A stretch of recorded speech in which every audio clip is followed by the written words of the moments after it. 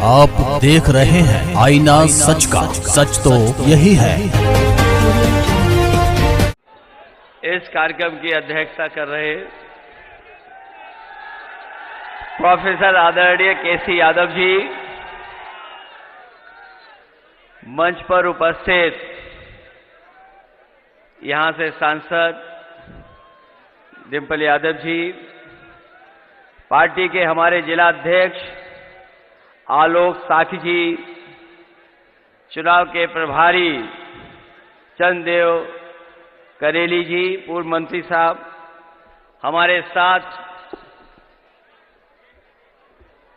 चल करके आए एटा के सांसद देवेश साखी जी, नवल किशोर साखी जी, पूर्व विधायक सोबरन सिंह जी, सर्वेश अम्बेडकर जी, पूर्व एमएलसी मंत्री सुभाष चंद्र यादव जी, मानेक चंद जी, मुकुल यादव, अनिल यादव पूर्व विधायक जी, अरविंद यादव पूर्व एमएलसी, विधायक ब्रजेश कठेरिया जी, राजकुमार यादव, संध्या कठेरिया, रामनारायण बाथम जी, पार्टी के हमारे जिम्मेदार नेता कुमार सिंह वर्मा जी, एएच हाशमी साहब, अनिलेश पाल सिंह जी से लेकर के बहुत सारे समाजवादी नेता जो मंच पर हैं,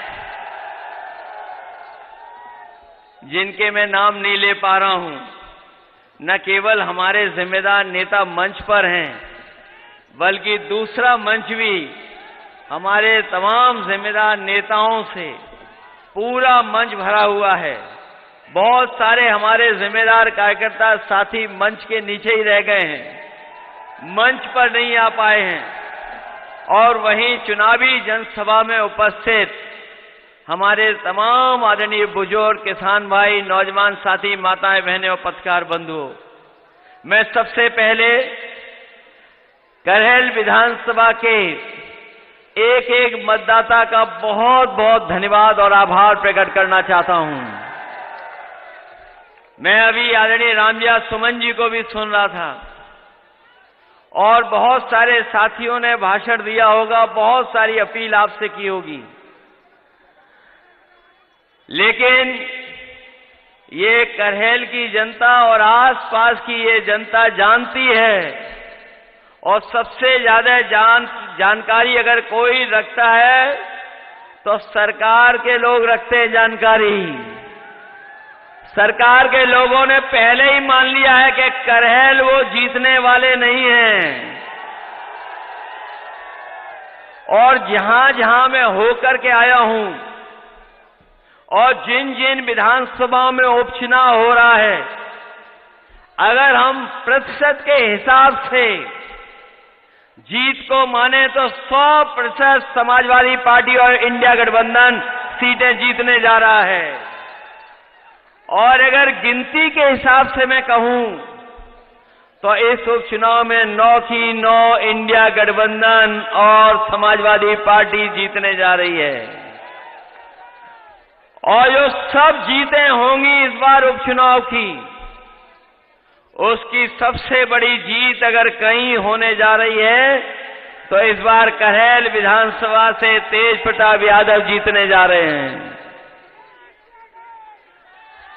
और जीत का और चुनाव का माहौल ऐसा हो गया है कि अब पीडीए की जगह वो डीएपी भी नहीं पढ़ पा रहे हैं, डीएपी को भी पीडीए ही पढ़ रहे हैं।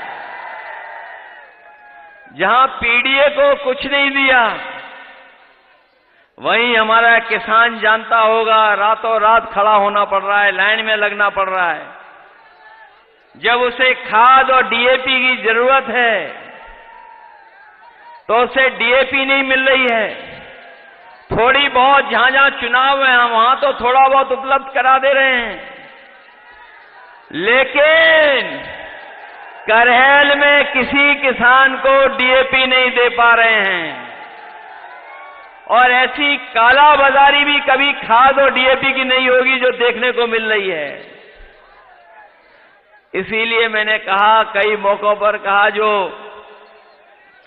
पीडीए का फुल फॉर्म बताते हैं, कम से कम डीएपी का भी फुल फॉर्म बता दें वो।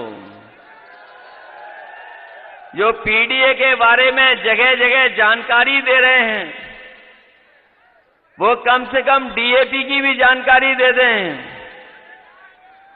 पहले तो ये लोग, बीजेपी के लोग, केवल बोरी में चोरी कर रहे थे। अब पूरी की पूरी बोरी चोरी हो रही है, बोरी मिली नहीं किसी को। और जब हमारे किसान को सबसे ज्यादा जरूरत है खाद की, डीएपी की, उस समय ये सरकार उपलब्ध नहीं करा रही है।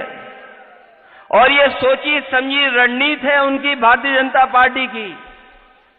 क्योंकि जिस तरीके से ये जो साइंस है, हमारा किसान पढ़ा लिखा हो ना हो, लेकिन वो समय और मौसम के हिसाब से अपनी फसल को तैयार करता है। इन्हें सब कुछ पता था कि अभी किसान को सबसे ज्यादा खाद और डीएपी की जरूरत पड़ेगी। उसी समय डीएपी और खाद उपलब्ध नहीं है पूरे उत्तर प्रदेश में। ये जानबूझ के कर रहे हैं, और जानबूझ के इसलिए कर रहे हैं जिससे कि हमारी पैदावार अच्छी ना हो। और जब पैदावार अच्छी नहीं होगी तो ये भारतीय जनता पार्टी अपने उद्योग, जो बड़े बड़े कारोबारी हैं, उद्योगपति जो मित्र हैं, उनसे बाहर से मंगा करके अनाज हमारे पूरे बाजार से मुनाफा कमाना चाहते हैं। ये डीएपी खाद इसलिए नहीं उपलब्ध करा रहे हैं क्योंकि बीजेपी के लोग अपने उद्योगपति मित्र से बाहर से चीजें मंगाएंगे। जब पैदावार कम हो जाएगी तो ये चीजें बाहर से मंगाई जाएंगी, उन्हीं के मित्रों को मुनाफा होगा। और आज जब हम लोग बाजार देखते हैं तो महंगाई कहां पहुंच गई है। जहां हम लोग त्योहार में खुशियां मनाते हैं, हमारी महंगाई ने हमारे त्योहारों को भी बर्बाद कर दिया। जहां खुशी मनानी थी वहां दुखी होना पड़ रहा है। जिस तरीके से त्योहार हम लोग मनाते थे, आज महंगाई के कारण हम लोग त्योहार भी नहीं मना पा रहे हैं। और न केवल महंगाई बल्कि हमारे नौजवानों की नौकरी और रोजगार भी छीन लिए। मैं अपने नौजवानों को बधाई दूंगा, और खासकर पढ़े लिखे नौजवान जो प्रयागराज में आंदोलन कर रहे थे, वो अपनी मांगों को लेकर के बैठ गए। 1 दिन, 2 दिन, 3 दिन, 4 दिन उन्हें बैठना पड़ा, लेकिन सरकार को अंतोगत्वा झुकना पड़ा है। ये सरकार नौकरी देने वाली नहीं है। इस सरकार के एजेंडा में नौकरी देना नहीं है, नौकरियों को उलझाना इनका एजेंडा है। नौकरियों में आरक्षण छीनना इनका एजेंडा है। पीडीए के लोगों के साथ धोखा करना इनका एजेंडा है। और उसी का परिणाम यह है कि कोई भी सरकारी नौकरी निकली, उसका सबसे पहले पेपर लीक करा दिया। और अगर परीक्षा हुई भी, परीक्षा पास भी कर गए, तो कोर्ट में जाकर के इन्होंने रिजल्ट को उलझा दिया। अभी भी नौजवानों को नौकरी नहीं मिल पा रही है। हाल ही में आप जानते होंगे जब भर्ती हुई और इस सरकार ने कहा कि हम रिकॉर्ड बनाएंगे, रिकॉर्ड भर्ती करेंगे, 2 दिन परीक्षाएं कराई और आंकड़े निकलवा करके आप देख लेना, 30% नौजवान केंद्र में ही नहीं पहुंच पाया। जो परीक्षा केंद्र थे वहां पर 30% नौजवान नहीं पहुंच पाया। और जो परीक्षा देकर के भी आया तो बाद में पता लगा जो क्वेश्चन पेपर आया है उसमें कई सवाल गलत हैं, जिन सवालों को निरस्त कर दिया जाएगा। मैं अपने नौजवानों से कहना चाहता हूं, हमारे फौज के तमाम जवान बैठे हैं, ये भारतीय जनता पार्टी ने जो अग्निवीर व्यवस्था लाने का काम किया है, ये व्यवस्था हम लोग कभी स्वीकार नहीं कर सकते हैं। जब कभी भी मौका मिलेगा तो जैसे पहले भर्ती होती थी फौज की, वैसे ही भर्ती करा करके अपने नौजवानों को पक्की वर्दी पहनने का मौका और पक्की नौकरी दिलाने का काम होगा। और न केवल नौकरी बल्कि भर्ती भी आसान हो। ये तो सब नौकरियां उलझा चुके हैं। हम लोग आसान भर्ती करना चाहते थे और याद होगा उस समय 10वां 12वां पास करके मेरिट से नौकरी दे दी थी।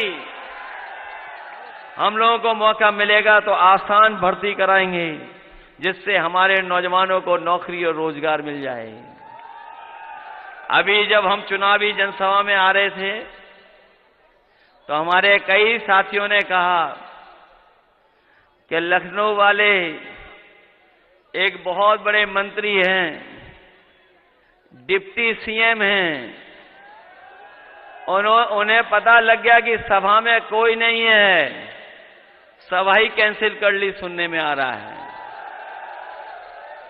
ये सभा कैंसिल नहीं की है, ये अंदर ही अंदर भारतीय जनता पार्टी के जो मुख्यमंत्री हैं उनकी कुर्सी गिराने के लिए सुरंग खोद रहे हैं।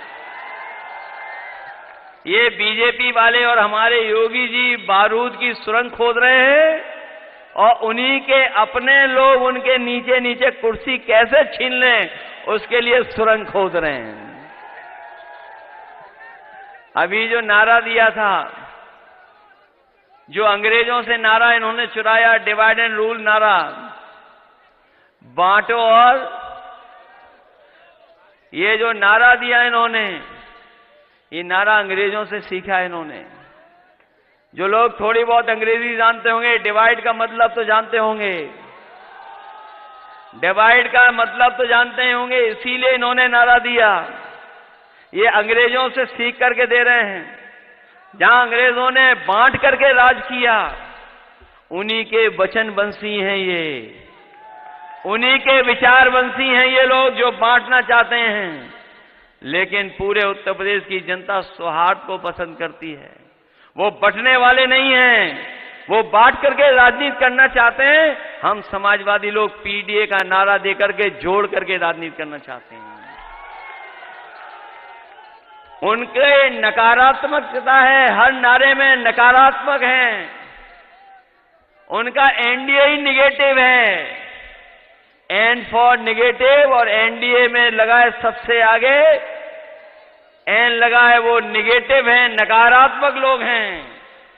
हम समाजवादियों का पीडीए है, पीडीए मतलब प्रोग्रेसिव है, पॉजिटिव है। हम लोग काम कर करके, जनता की सेवा कर करके सरकार बनाना चाहते हैं। ये जनता को धोखा दे करके सरकार में बैठे रहना चाहते हैं। ये आए थे अभी मुख्यमंत्री जी, बहुत कुछ कह के चले गए, लेकिन वो जानते नहीं हैं हमारे प्रत्याशी का नाम भी ढंग से नहीं पढ़ा उन्होंने। अगर वो नाम भी ढंग से पढ़ लेते तो ऐसा भाषण दे करके नहीं जाते। उनका नाम है तेज और पीछे लगा है प्रताप। तो बताओ कौन जीतने जा रहा है यहां पर? और हो न हो, कम से कम विधानसभा में ये पहुंचेंगे, ये अपने कद की भी नपाई कर लेंगे मुख्यमंत्री जी के संग। और हम तो विधानसभा में रहे हैं, मुख्यमंत्री से 1 इंच बड़े हैं ये। लेकिन जब ये सभा देखी होगी उन्होंने, हालांकि वो वस्त्रों से योगी हैं, विचारों से योगी नहीं हैं। वो केवल वस्त्रों से योगी हैं, विचारों से योगी नहीं हैं। और ये जो जनता देख ली होगी, अब इसके बाद योगी करेंगे, इसके अलावा दूसरा कोई काम नहीं करेंगे। ये जो जन समर्थन दिखाई दे रहा है, और करहेल की जनता जो हमेशा समर्थन दी है, ये ऐतिहासिक परिणाम देने जा रही है जनता। मैं पहले मीटिंग में भी कहा, इस बार करहेल का चुनाव जीत का रिकॉर्ड बनाने जा रहा है। ऐसा कोई वर्ग नहीं है, ऐसा कोई समाज के लोग नहीं बचे जो आज समर्थन न दे रहे हों। हर वर्ग के लोग समर्थन दे रहे हैं, और पहले भी बहुत अच्छे वोटों से जिताया था। इस बार हमें पूरा भरोसा है, सबसे अच्छे वोटों से तेज प्रताप यादव को जिता करके भेजेंगे।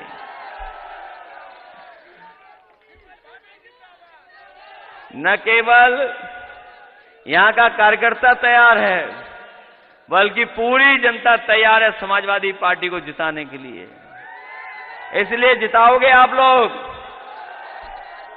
और जिताना इसलिए कि इस बार समाजवादियों ने बीजेपी का मुकाबला किया है।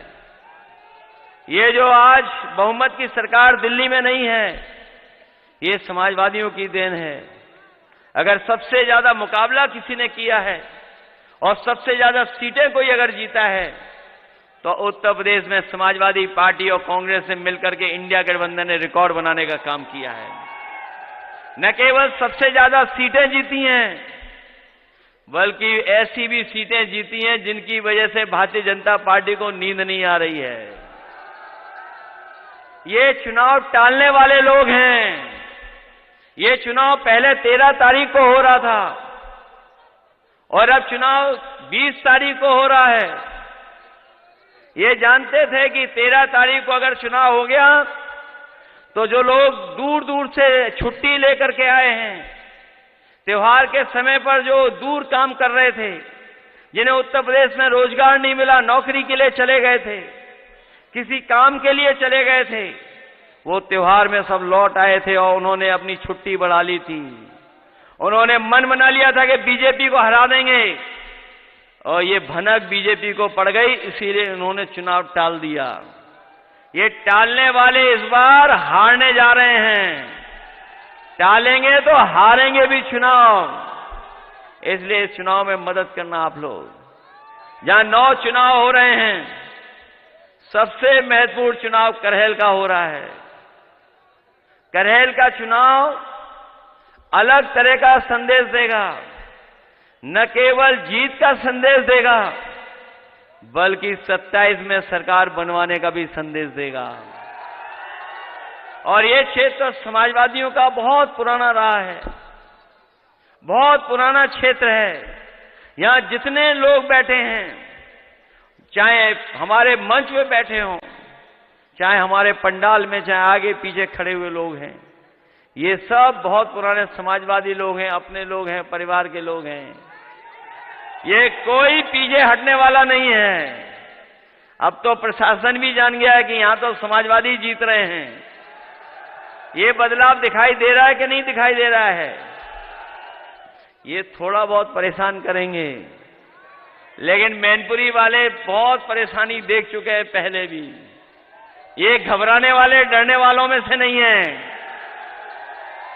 और सच्चाई तो ये है कि ये शासन प्रशासन वाले सब लोग जानते हैं कि जैसे ही महाराष्ट्र का चुनाव का परिणाम आएगा, वहां जैसे ही परिणाम आएगा, यहां उत्तर प्रदेश की कुर्सी से भी बदलाव होना शुरू हो जाएगा।